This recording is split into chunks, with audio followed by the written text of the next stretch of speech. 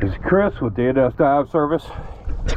Again, it is March 31st, and we're on the Sheerwater. We just got done cleaning it, so now we're going to go down and take a look. So we have a before and after video.